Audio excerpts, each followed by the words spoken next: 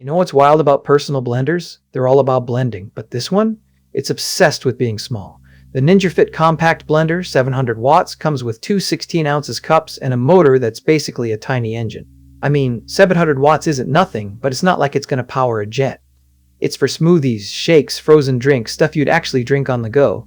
Not for making purees or crushing rocks. Just stuff you can drink while you're, I don't know, walking to work or whatever. The real problem here?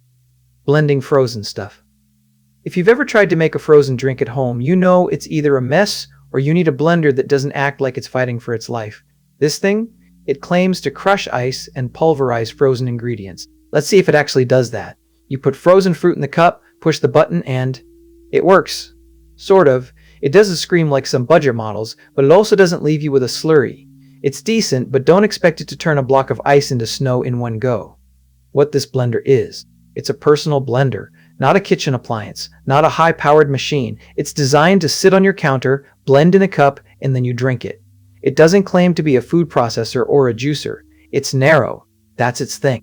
700 watts, 16 ounces, cups.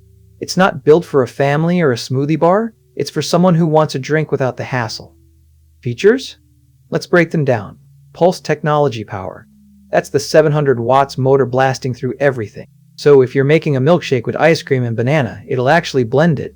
No chunks. Nutrient extraction drinks? It says it pulls vitamins from discarded parts. I'm skeptical. Maybe it's true, but I'm not gonna test it. Blends frozen ingredients? Again, it works, but not perfectly. Compact countertop design? Yeah, it's small, fits anywhere. On the go convenience, you blend in the cup, attach the lid, and go. No cleanup mess. Easy cleanup, dishwasher safe. That's a plus. The trade-off? It's not for heavy use.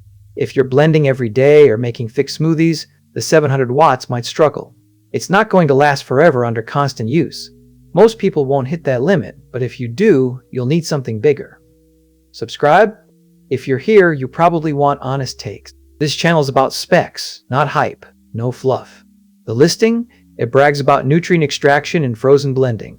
But it doesn't mention how loud it is or how long the motor lasts. That's what you should check before buying.